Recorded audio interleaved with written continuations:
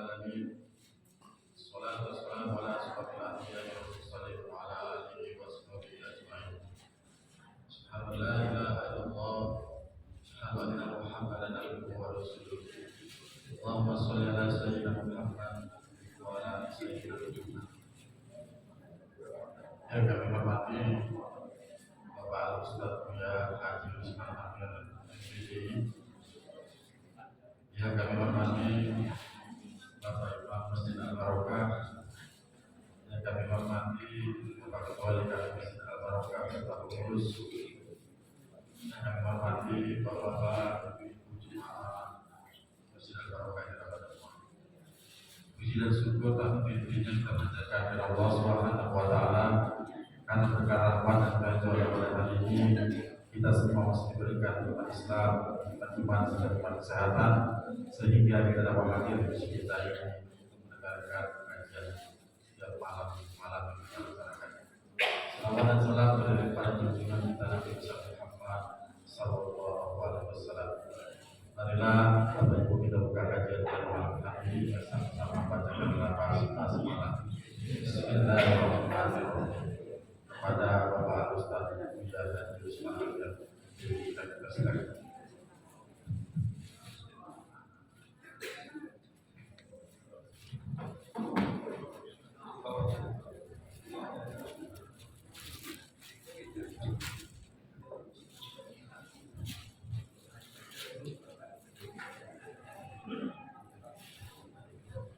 Bismillahirrahmanirrahim.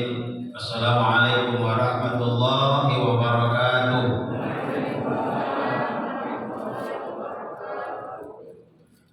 Alhamdulillahilladzi anzala al-Qur'ana hudan lin-nasi wa bayyinatin minal huda wal furqan. Asyhadu an la ilaha illallah wahdahu la syarika lah wa asyhadu anna Muhammadan abduhu wa rasuluhu la nabiyya ba'dah. Allahumma fassallim wa sallim ala sayyidina Muhammad wa ala alihi wa sahbihi ajma'in.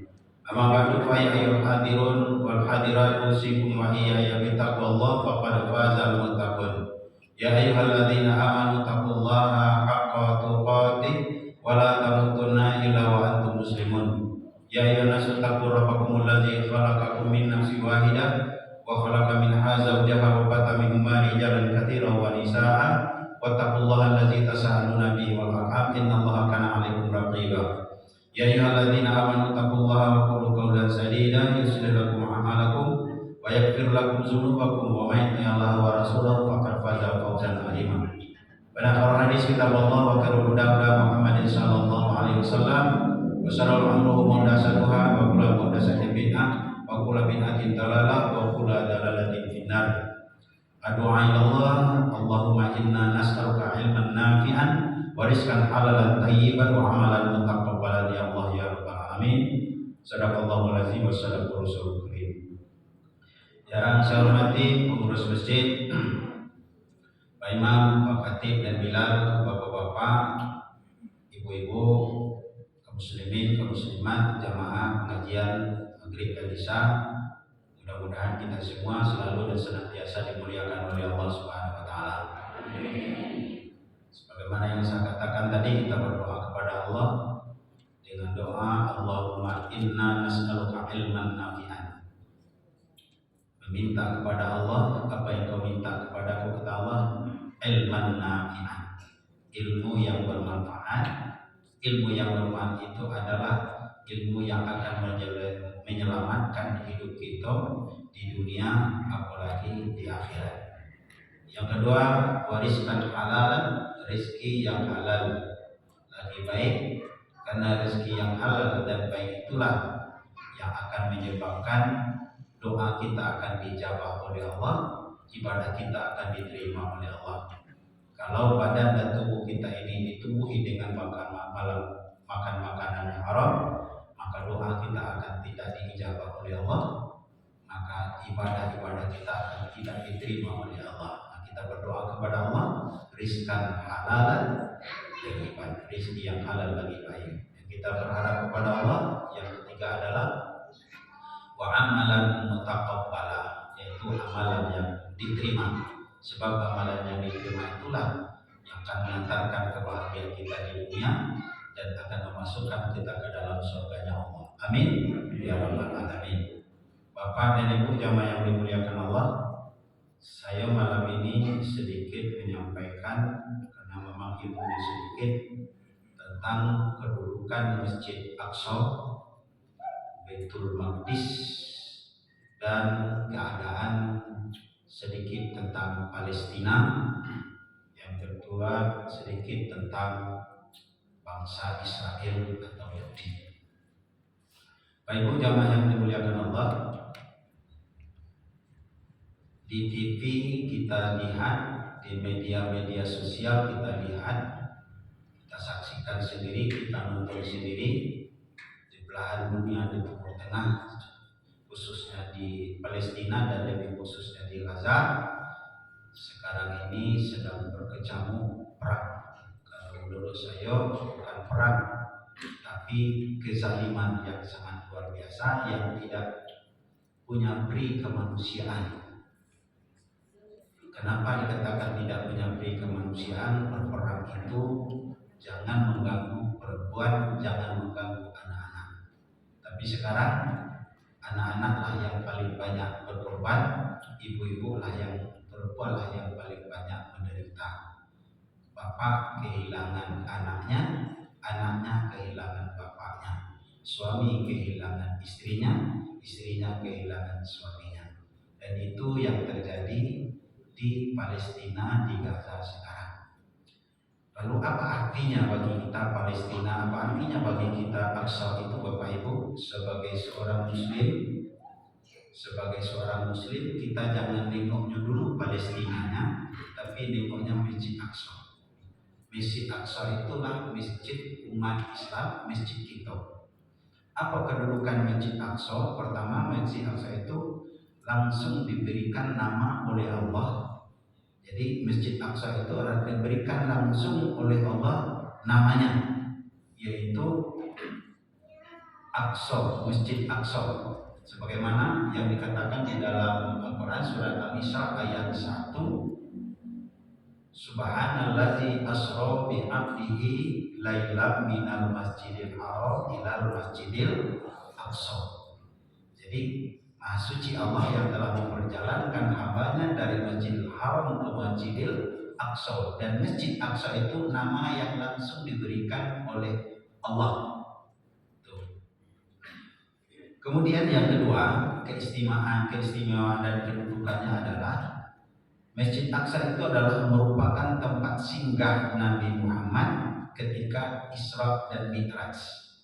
Isra-nya dari Masjidil Haram ke Masjidil Aqsa, Mi'rajnya dari Masjidil Aqsa ke Sidratul Muntaha. Maka disitulah letaknya, bertolaknya Nabi dari Mi'rajnya Nabi dari Masjidil Aqsa itu menjemput perintah Allah ke langit atau ke Sidratul Muntaha. Yang kemudian Masjid Aqsa dan sekitar Masjid Aqsa itu adalah daerah yang dikatakan oleh Allah dalam Quran adalah daerah tempat yang diberkahi. Kan dijelaskan oleh Allah dalam Quran itu, Allazi barakna haulahu linuriyahu min ayatina. Jadi yang telah memperjalankan hambanya dari Masjidil Haram ke Masjidil Aqsa yang diberkahi sekelilingnya. Jadi tanah Masjidil Aqsa itu, Palestina itu tanah yang diberkahi oleh Allah.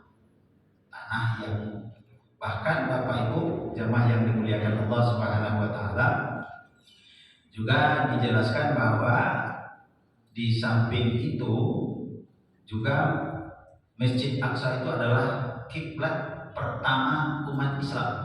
Nah, itu Masjid Aqsa, kiblat pertama. Ada 16 bulan menghadap ke Masjid Aqsa. Dijelaskan di dalam sebuah hadis, Rasulullah SAW menunaikan sholat menghadap Masjid Aqsa sewaktu berada Mekah sebelum hijrah hingga hijrah ke Madinah. Dalam kurun waktu 16 bulan. Kemudian di atas perintah Allah Subhanahu wa taala, sholat lalu menghadap Masjid Haram. Jadi 16 bulan sebelum pindah ke Mekah, ke Madinah.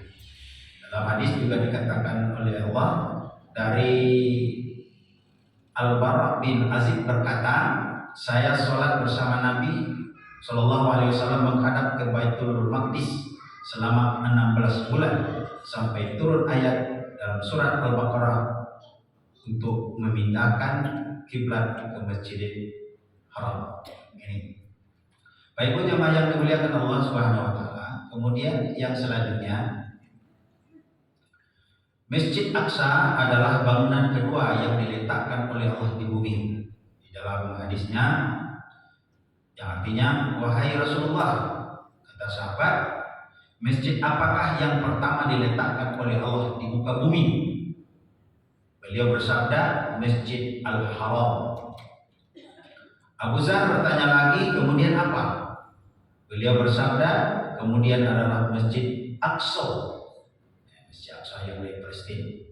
Kemudian berkata Abu Muawiyah yakni Baitul Maqdis. Abu Dzar bertanya lagi, berapa lama antara keduanya? Beliau menjawab, antara masjid Haram dengan Masjid Aqsa itu 40 tahun lamanya. Jadi setelah diletakkan Masjid Haram, kemudian diletakkan juga Masjid Aqsa oleh Allah di bumi. Kemudian Bapak Ibu jamaah yang dimuliakan Allah Subhanahu Wa Taala, Masjid Aqsa merupakan tempat ziarah yang sangat dianjurkan oleh Rasulullah. Tempat ziarah yang sunnah, yang besar pahalanya dianjurkan oleh Rasulullah SAW. Kata Nabi, la tusaddu rajul rahla illa ila salasan masjid, Masjidil Haram, Masjidil Hazan, Masjidil Aqsa. Kata Nabi, tidak dikerahkan, tidak dianjurkan melakukan suatu perjalanan, ini yang perjalanan ibadah maksudnya, kecuali menuju 3 masjid. Masjid yang pertama adalah Masjid Haram di Mekah. Yang kedua kata Nabi adalah masjidku. Masjid Nabi itu masjidku itu masjid apa? Masjid Nabawi. Dan kemudian dan Masjid Al-Aqsa yang ada di Palestina, yaitu Masjid Aqsa atau Masjidil Aqsa. Hadis suara dari makanya Bapak Ibu jamaah yang dimuliakan Allah, para sahabat itu banyak yang berziarah ke tempat di Masjid Aqsa itu. Di Masjid Aqsa itu di Palestina itu. Di antaranya Umar bin Khattab pernah ke situ, Bapak dan Ibu. Kemudian ketika menjadi khalifah, kemudian Abu Hurairah juga di situ, Sa'ad bin Abi Waqqas juga di situ, Abdullah bin Umar juga di situ. Itu sahabat-sahabat Nabi itu yang selalu berkunjung di situ. Bahkan Bapak dan Ibu jamaah yang dimuliakan Allah, ulama-ulama terkenal juga itu banyak yang berasal dari Palestina. Ulama-ulama yang terkenal itu banyak yang berasal dari Palestina. Di antaranya adalah Imam Syafi'i, itu Imam Al-Ghazali, kemudian Rabi'ah Al-Adawiyah, seorang perempuan, ahli sufi, Malik bin Dinar, dan macam-macam. Maka Palestina itu adalah salah satu tempat bagi umat Islam. Kemudian di samping itu juga, kalau Masjid Haram istimewanya beribadah di situ, punya pahala yang berlipat ganda, Masjid Aqsa juga demikian. Dalam bahkan ada yang katakan 1000, ada yang katakan 500, ada yang katakan 250. Tapi yang mayoritas juga mengatakan 1000 dan 500 dibandingkan dengan sholat di tempat lain. Bagaimana dikatakan dalam hadis, kata Nabi, ya Rasulullah, kata seorang sahabat namanya Maimunah, pembantu Nabi, berkata, ya Nabi Allah, berilah kami fatwa tentang Baitul Maqdis. Maka Rasulullah SAW menjawab, bumi tempat bertebaran dan tempat berkumpul. Pertembaran, tempat berkumpul. Bahkan nanti Bapak dan Ibu, ketika hari kiamat datang nanti, maka kita berkumpullah di daerah Palestina.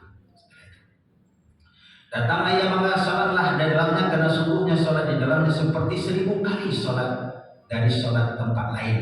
1000 kali sholat dari tempat lainnya. Misalnya kita di sini sholat 1000 kali, di Masjid Al-Aqsa sekali. Dalam hadis lain juga dikatakan, kata Nabi, sholat di Masjid Haram itu sama, sholat di Masjid Haram itu pahalanya sama dengan 100.000 kali dibandingkan sholat di masjid lain. Sholat di masjidku, di Masjid Nabawi, lebih kurang 1.000 kali dibandingkan dengan sholat di tempat lain. Dan sholat di Masjid Aqsa, ini yang hadis yang kedua, sama dengan 500 kali dibandingkan dengan di tempat lain. Jadi ada yang mengatakan, hadisnya mengatakan 1.000 kali, ada yang mengatakan 500 kali. Baik, Ibu jamaah yang dimuliakan Allah. Kemudian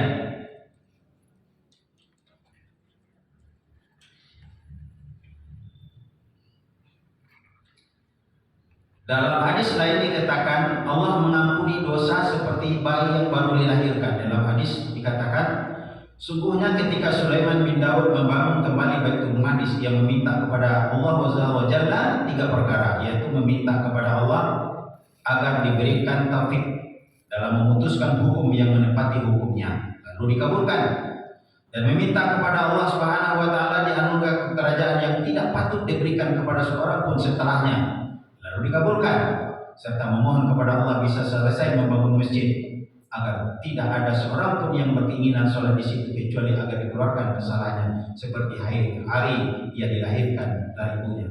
Jadi 3 permintaan Nabi Sulaiman.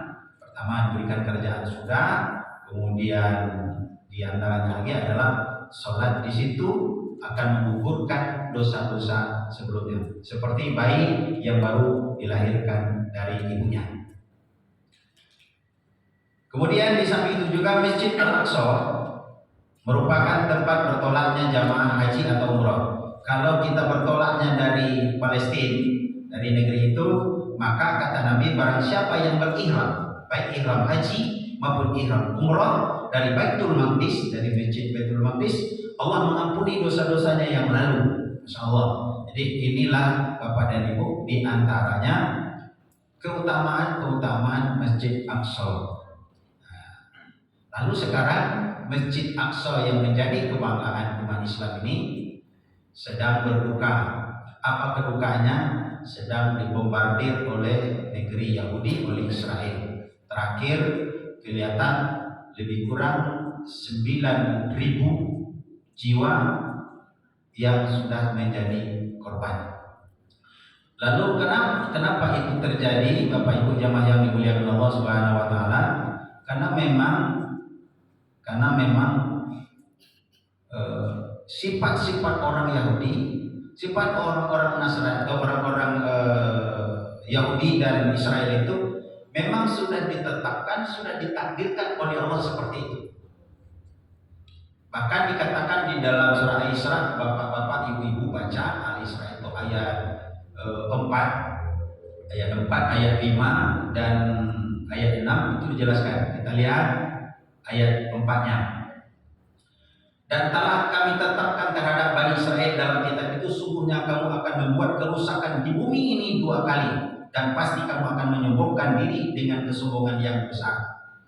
Ini sudah ditakdirkan oleh Allah itu, Pak. Al-Quran yang ngomong seperti itu. Membuat kerusakan 2 kali. Apa kerusakan 2 kali itu? Orang Yahudi itu, kalau kita tengok Bapak dan Ibu, sifat-sifatnya adalah selalu menyombongkan diri. Dan dia berusaha membuat kerusakan 2 kali itu kapan? Dulu zaman Nabi sebelum Nabi Musa, dia juga sudah membuat kerusakan-kerusakan dengan cara apa? Dengan cara membunuh para nabinya. Membuat keonaran, membunuh para nabinya. Padahal dia sebenarnya Yahudi Nasrani itu kita ini sama, Pak. Dari Nabi Ibrahim. Dari Nabi Ibrahim itu kan disebut Nabi Ibrahim itu bapaknya para nabi. Karena Nabi Ibrahim itu punya 2 istri, di antaranya punya keturunan itu Siti Hajar dan Siti Sarah. Siti Hajar itu melahirkan anak Ismail dan menjadi nabi sampai kepada generasi selanjutnya Nabi Muhammad, itu rentangnya. Nabi Ibrahim punya istri lagi namanya Sarah. Sarah punya anak lagi namanya Ishak. sampai Yakub punya anak 12, dan 12 itulah yang dikatakan Bani Israel tadi. Nah, dan mereka itulah yang banyak yang tidak beriman kepada Allah, yang ingkar kepada Allah, dan sebagainya juga jadi para nabi. Dulu sebelum pertama itu sudah dirasakan oleh Nabi Yusuf, sudah merasakannya, Benyamin sudah merasakannya. Nah sekarang itu diulangnya lagi. Kenapa ketika itu orang-orang mengambil daerah Palestina itu sehingga orang-orang Yahudi tadi terusir. Kemudian zaman Nabi Musa, maka diselamatkan lagi dia. Setelah diselamatkan, dia berkata lagi, tapi menguasai lagi. Semua itu datang lagi Babilonia ke situ. Lalu dikuasai lagi. Jadilah orang-orang Yahudi di situ menjadi budak. Kemudian ada yang terusir ke Amerika, ada yang terusir jadi budak dan sebenarnya. Tapi setelah itu datang lagi kan setelah itu Inggris. Dan dia datang lagi, dan dapatkanlah daerah kecil di situ, orang Yahudi tadi, di samping daerah Arab Palestina. Nah lama kelamaan, jadi dikit jadi besar. Maka sekarang ini tanah orang Yahudi jauh lebih besar ketimbang tanah orang Palestina. Ini namanya Bapak dan Ibu. Kalau tadi kami dengan Pak Khairunas subuh-subuh tadi, safari subuh Minat, itu dijelaskan oleh Ustaz kemana pakai Israel. Itu dijelaskan dulunya ini daerahnya luas sekali. Kemudian dapatlah orang Yahudi itu dikit.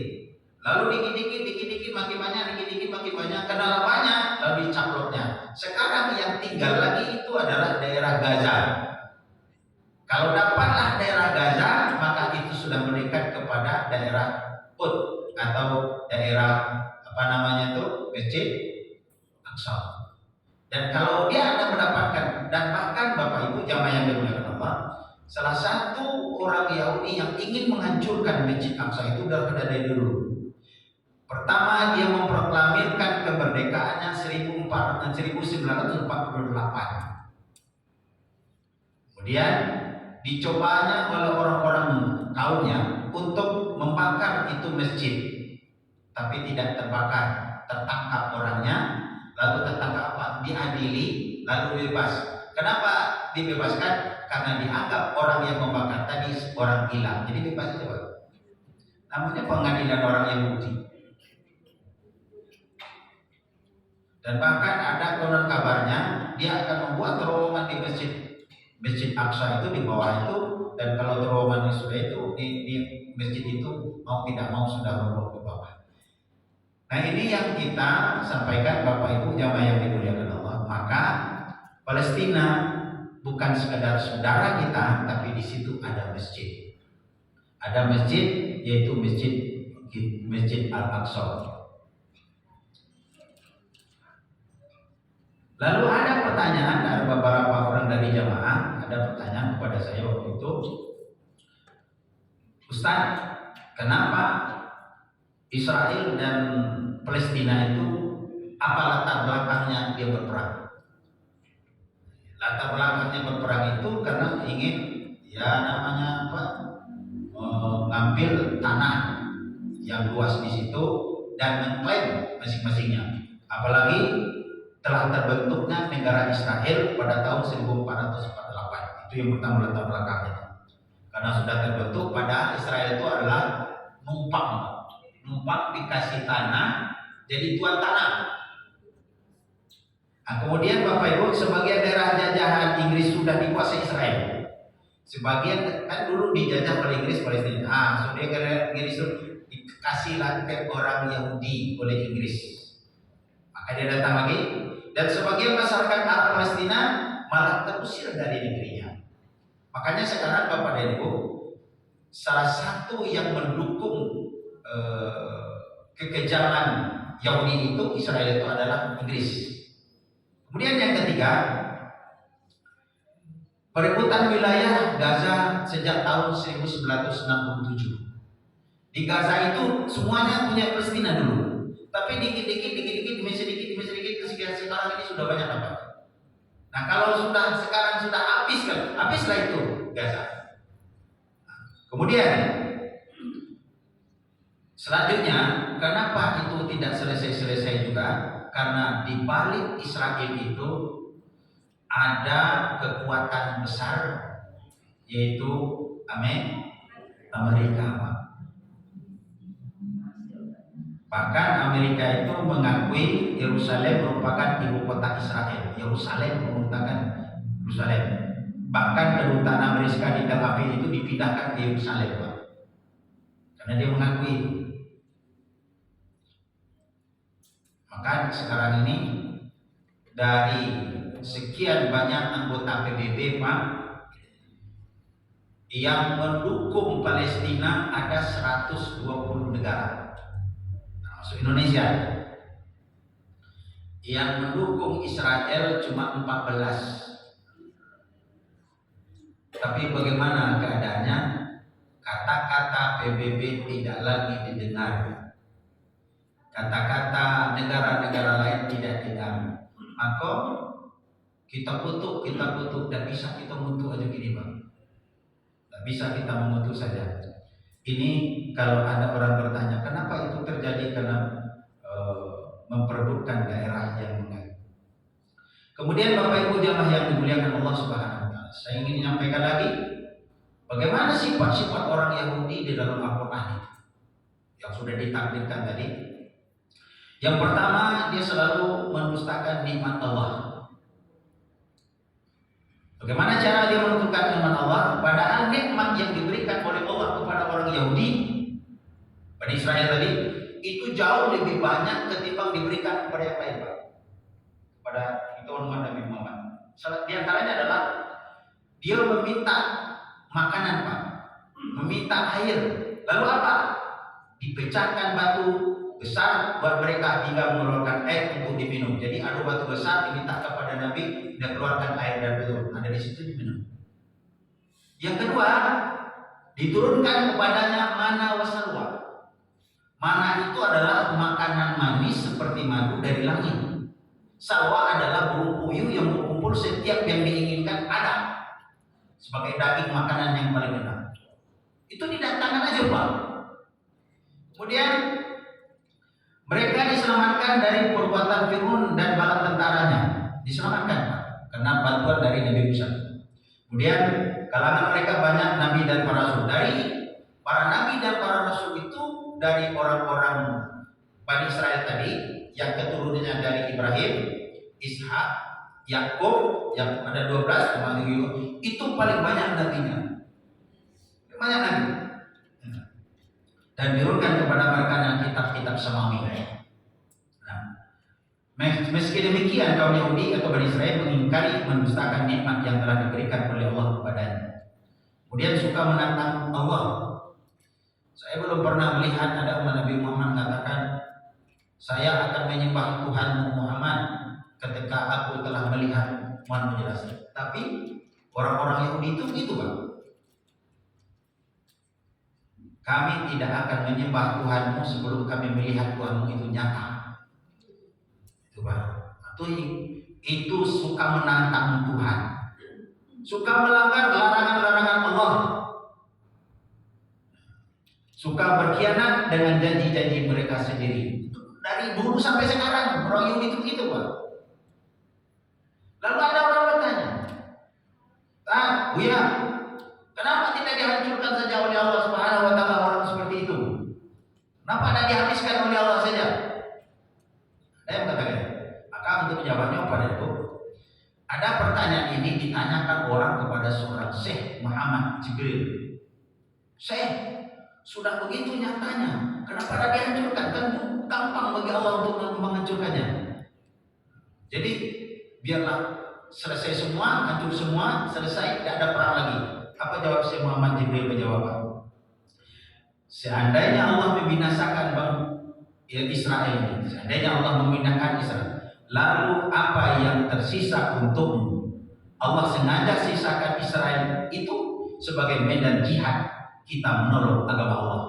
Jadi dengan adanya Israel itu mengganggu Masjid Aqsa, mengganggu Palestina, Artinya apa? Terbuka pintu jihad untuk kamu, kata Syekh.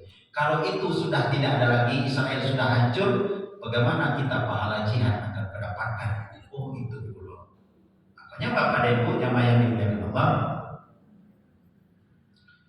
apa yang mesti kita lakukan? Apa yang mesti kita lakukan untuk ini?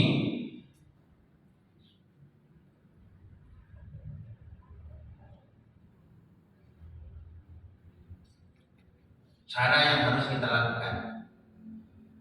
Kita nanti Bapak Ibu akan ditanya oleh Allah Subhanahu wa taala ketika saudara-saudara dizalimi orang, ketika saudara-saudara dibunuh orang, apa yang kamu lakukan? Kita harus bisa jawab. Maka ada 3 hal yang bisa kita lakukan untuk membantu saudara kita di Palestina. Yang pertama, teruslah berdoa kepada Allah. Pagi, siang, sore, malam sudah selesai sholat, berdoa kepada Allah agar Palestina diberikan kebebasan oleh Allah dan Israel diberikan kehancuran oleh Allah. Pernah bapak-bapak, ibu-ibu berdoa? Satu. Yang kedua, apa yang kita lakukan? Melalui kekuatan media sosial. Jadi para muslimin, muslimat seharusnya tetap membagikan cerita-cerita tentang ketidakadilan ke dunia melalui media. Nah, inilah kerjanya orang Yahudi. Dengan memberikan demikian akan muncullah doa orang dari share kita, dan itu berpahala. Kalau kita ini kan tidak memungkinkan dan kemungkinan datang ke Palestina untuk membantu Palestina berperang. Tidak mungkin kan Bu ya? Tidak mungkin. Kita urus di situ. Jangan-jangan bukan kita mengurus orang yang mengurus kita. Tidak mungkin. Nah, itu yang kedua, media sosial. Maka sebarkan. Yang ketiga, para muslim dan muslimat mendonasikan zakatnya. Maka tidak perlu banyak Bapak dan Ibu. Tidak perlu banyak. Yang penting ketika ditanya, kami sudah memberikan. Kalau Bapak Ibu, kalau tengok kalau pagi tadi, saya kan karena tidak membahas slide-nya, penderitaan, pengorbanan, anak-anak menggigil, terluka ini, hilang tangannya, hilang kakinya, dia tidak ada bapaknya, tidak lagi ibunya, dia sendiri, makanan tidak ada, minuman tidak ada, listrik tidak ada, rumah sakit juga dihancurkan. Miris kita nengoknya. Makanya kami dari Safari Subuh Minang pagi tadi Bapak Ibu, saya sudah berpikiran bagaimana caranya mengumpulkan donasi ini. Maka saya sediakan Pak, sediakan sal Palestina ini. Pakai Pak Ustadz Khairul Nasir. Sal Palestina. Bukan yang beli sal Palestina, artinya apa? Siapa yang berinfak di atas 100.000 dia mendapatkan satu sal Palestina. Dan itu dari tadi Bapak Ibu sudah 150 buah yang kami sediakan subuh tadi, dan hampir habis semuanya. Dan itu besok akan saya ambil lagi, akan saya kirimkan lagi dari Jakarta karena ada kawan di situ untuk di sini. Dan donasi itu akan kita serahkan sebelumnya. Setelah kita ambil modalnya segala macam, upah kosnya kita gunakan untuk membantu Palestina. Makanya masjid, baik masjid Barakah ini, ada hal-hal yang bisa kita lakukan. Yang pertama, minta tolong kepada khotib Jumat besok terutama, bisa diteleponkan, yaitu berkhotbah dengan tema kekejaman Yahudi Israel dan penderitaan rakyat Palestina. Nah, disampaikan. Yang kedua, kumpulkanlah donasi bapak-bapak dan ibu-ibu. Yang penting sesuai dengan kemampuan, sesuai dengan keikhlasan kita, agar nanti ketika Allah tanya kepada kita sudah bisa jawab. Dulu pernah saya contohkan seekor burung yang ketika Nabi Ibrahim dibakar dan api sudah membunuh, tidak ada yang berani Manusia tidak ada berani, yang lain ada berani sama sekali. Kenapa? Memang apinya besar. Tapi yang paling waktu itu sibuk adalah seekor burung pipit yang kecil. Burung pipit itu Pak, dia mondar mandir mencari air. Sudah dapat air itu dicarinya, diletakkan di paruhnya, disiramkannya api yang membunuh tadi. Kira-kira api yang membakar Nabi Ibrahim yang membunuh tadi bisa nggak dengan air yang ada di dalam paruh pipit burung pipit tadi Pak Ibu? Kira-kira padam nggak? Tidak padam. Makanya ketika itu cicak mengetawakan, hai burung pipit, pekerjaanmu sia-sia. Tidak akan mungkin api yang membunuh itu padam oleh air yang ada di paruh itu. Tidak akan mungkin padam, kerjaanmu sia-sia. Tapi apa kata burung pipit? Kata burung pipit, yang penting saya sudah berbuat. Ketika Allah tanya kepada saya nanti di akhirat, saya sudah bisa jawab. Hai burung pipit, kata Allah, nanya kepada saya. Ketika Nabi Ibrahim dimasukkan ke dalam api yang bergunung, dia terbakar dalam api itu, apa yang engkau lakukan? Saya sudah bisa jawab. Saya sudah melakukan, sudah memadamkan api dengan air yang ada dalam paruh saya. Itulah kemampuan. La yukallifullahu nafsan illa, Allah tidak memberi satu kemampuan sesuatu. Itulah mampu saya. Yang penting jawaban dari Allah. Nanti ketika ditanya, saya sudah bisa jawab. Yang cicak tadi, Bapak dan Ibu, yang cicak tadi, yang kecil tadi, karena bencinya kepada Nabi dan bencinya kepada kebenaran, lalu api yang sudah membunuh tadi nyetiupnya dengan lidahnya. Kira-kira tambah besar apinya beda. Ada pengaruhnya tak? Tak ada pengaruhnya. Tapi bukan pengaruhnya itu yang ada, bukan air yang dikit yang pengaruhnya ada, bukan cicak yang meniupkan, bukan itunya. Tapi apa? Di mana kita berpijak? Walaupun itu tidak berpengaruh bagi cicak, tapi cicak berpihak kepada ketidakbenaran, cicak berpihak kepada kekafiran, maka cicak itu ada di mengatakan, kalau kau ketemu cicak, kalau kau bunuh, maka kamu dapat pahala. Karena cicak itu 2 kali buat kesalahan. Pertama kesalahan ketika Nabi di Gua Surga. Orang-orang kafir Quraisy sudah mau pergi, lalu cicaknya berbunyi di dalam. Oh, ada gua di dalam itu orang Quraisy. Ada masuklah batu dalam orang Quraisy. Kena lagi Nabi. Kenapa? Itu kadang-kadang apa Pak? Bercicak tadi Pak. Nah, begitu juga kita Bapak Ibu jamaah yang mulia Allah. Nah, inilah yang bisa kita lakukan Bapak dan Ibu. Yang pertama selalu mendoakan, yang kedua menyampaikan pesan-pesan penderitaan, kekejaman melalui media sosial, kemudian berdonasi. Tidak perlu banyak Pak Ibu. Kami tadi itu cuma dengan uang 100.000 dia dapat sol satu dan hampir 150 buah saya sediakan. Ada yang mengambil 10 buah. 10 buah yang habis orang Pak. Kalau ini untuk infak, ya saya 10 dan jadi 10. Maka yang tinggal di mobil saya tinggalkan aja. Kalau nanti jangan diberikan semua, pokoknya besok ya. Untuk apa? Nanti kalau ada jamaah saya kalau berinfak saya kasih sol 1, saya dengan infak yang minimal 100. Aduh di mobil saya. Bukan saya jual beli, tidak Pak ya. Nah mungkin barangkali nanti pengurus masjid juga melakukan seperti itu. Yang penting ada gemanya bahasa Masjid Al-Barakah ikut andil dalam kecintaan kita kepada bangsa Yahudi, bangsa Palestina, sebab bangsa Palestina adalah saudara kita.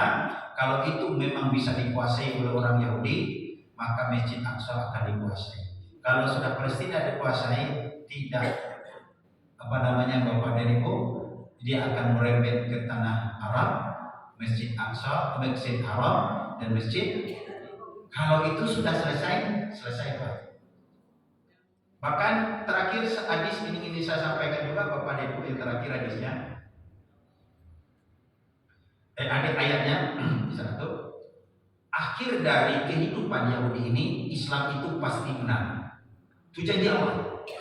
Sesuai dengan firman Allah di dalam Quran. Kemudian kami berikan kepadamu giliran untuk mengalahkan mereka kembali. Allah. dan kami membantumu dengan harta kekayaan dan anak-anak keturunan, dan kami jadikan kamu kelompok orang-orang yang besar. Ini mudah-mudahan ayat ini membuka mata pemimpin-pemimpin Islam, negara-negara Islam.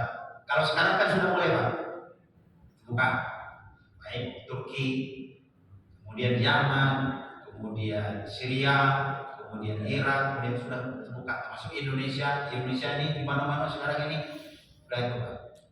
Begitu juga Menteri Luar Negeri kita berngomong di PBB kemarin sangat berhati-hati Pak, sangat luar biasa. Dan ini memang kita tunggu. Tapi ada juga tapinya Pak, dia jamaah yang dimuliakan Allah. Apa tapinya? Saya juga membuka sebuah hadis. Apa hadis bunyinya? Dari Abu Hurairah bahwa Rasulullah SAW tidak akan terjadi kiamat hingga kaum muslimin berperang dengan Yahudi.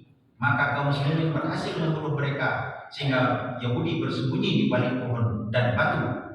Lalu batu dan pohon itu berkata, wahai muslimin, muslim, wahai Abdullah, hamba Allah, inilah Yahudi sembunyi di belakangku, kata batu, kapal tadi. Maka segeralah bunuh dia. Maka dicari gitu Pak. Cuma ini ada cuma kecuali Garqad. Apa itu Garqad itu? Dia adalah pohon Yahudi. Maka sekarang orang Yahudi menanam pohon Garqad itu Pak, untuk melindungi mereka. Sebab dia percaya dengan hadis Pak. Dia percaya dengan hadis. Ya sekarang ini menanam pohon Garqad.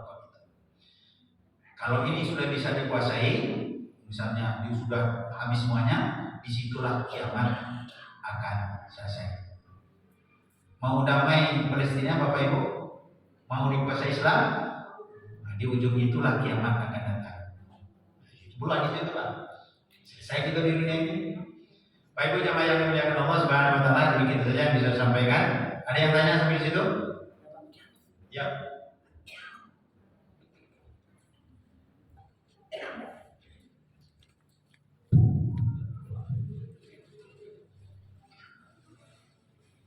Bismillahirrahmanirrahim. Yang ingin saya tanyakan Pak, bukan dari kajian agamanya, tapi politiknya Pak. Kalau kita lihat di TV One, Kompas TV itu, justru negara-negara Islam tidak mendukung secara konkret. Contoh Bolivia Pak, langsung menarik dubes ke Amerika. Mereka tahu yang bisa mengimbangi kekuatan superpower ini adalah Iran. Sementara Iran tak mau terlibat. Nah, di mana negara-negara yang lain?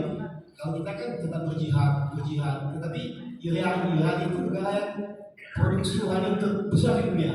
Dia yang bisa mengalahkan Amerika. Dia tidak ada dibandingkan kita yang kata Menteri Luar Negeri pagi tadi, Indonesia akan membantu, selamanya akan membantu. Nah, ini kan hanya secara politik. Berarti kalau negara-negara Islam itu mau membantu Palestina, semua dubes di Amerika di negara itu kayak semua pada Amerika itu. Mungkin itu Pak, terima kasih. Baik, terima kasih. Ini pertanyaan yang bagus sekali Bapak Ibu yang dimuliakan Allah. Banyak negara-negara Islam sangat tergantung kepada negara Yahudi.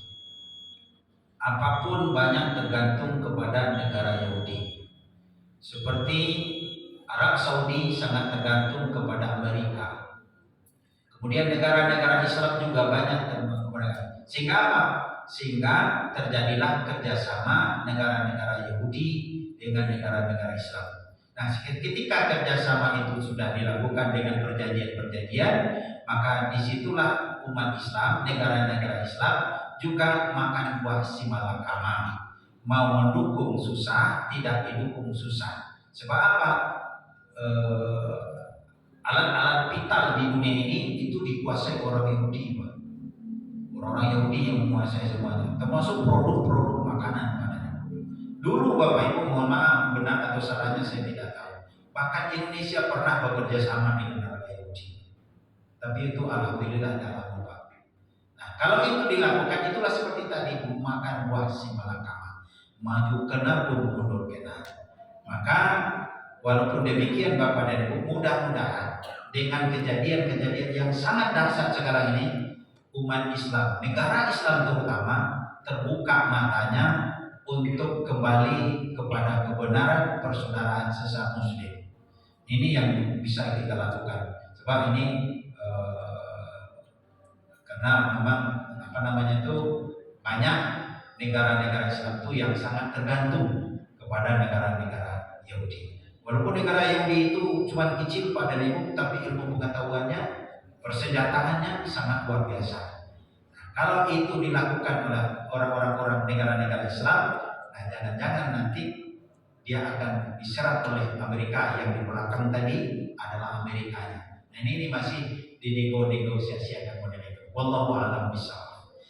Demikian saja Bapak Ibu jamaah yang dimuliakan Allah, mudah-mudahan ada manfaatnya. Subhanallah wa bihamdika asyhadu an la ilaha illa anta astaghfiruka wa atubu ilaik. Assalamualaikum warahmatullahi wabarakatuh. Waalaikumsalam warahmatullahi wabarakatuh. Ya, terima kasih Ustaz atas penjelasan masing-masing. Bapak Ibu jemaah masyarakat Allah, masjid kita juga bisa barokah. Insya Allah hari Senin dan Selasa nanti juga akan koordinasi untuk Palestina nanti waktu tua akan memposting. Kalau kita bisa berimpact untuk asing masjid kita, kenapa tidak kita bisa berimpact untuk masyarakat, untuk warga Muslim Palestina. Nanti yang membuka ibadah untuk jemaah barokah terserah.